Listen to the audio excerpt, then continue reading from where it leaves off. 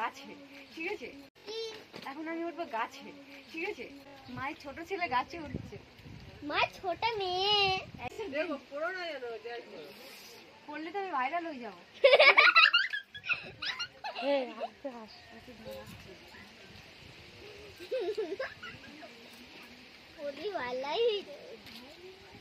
আমি বলবো কি যদি বৃষ্টি পড়ে তাহলে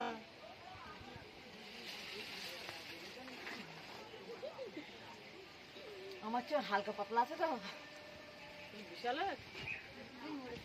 কিরম ভাবে সব দিক থেকে তো দিক থেকে ভূতের মতন ভূতে আগের দিন ধুলে থাকবে আগের দিন পারিনি তো আম কাঁচা কাঁচা আম পেড়ে রেখে দিলে ঘরের মধ্যে ঘরে কিছু নেই। এই মালটা সত্যি কাছে উঠে গেছে তো। এই দেখা যাচ্ছে আমারে হ্যালো গাইস, আমার দেখা যাচ্ছে আই এম পেটনি দেখা যাচ্ছে আমার সুন্দর দেখা যাচ্ছে। হ্যাঁ আমি পারো। এই দিদি কোন সব ডেলে চালে পড়ে যা, চালে পড়ে আমি ডালে সব। এবার বুঝতেই পারছি অনেকে এসে আমাকে অনেকটা পরিমাণে জ্ঞান দিয়ে যাবে কেন আমি উঠলাম। আমাদের বাড়িতে আর কেউ নেই, কোনো ছেলে নেই, অবশ্যই ছেলে নেই। আমরা হচ্ছে 3 বোন, আর প্রথমেই ভিডিওর শুরুতে বললাম আমি মায়ের ছেলে। তো আমি হচ্ছে বাড়ির ছোট মেয়ে, আর ওইটা হচ্ছে আমার দিদি, মেজ দিদি। তো ওর চেহারা দেখেই মনে হচ্ছে, আর তাও আগের দিনকেও উঠেছিল, তাও 4-5টা টালির মতন ভেঙে গেছে, যার জন্য আজকে আমি উঠেছি।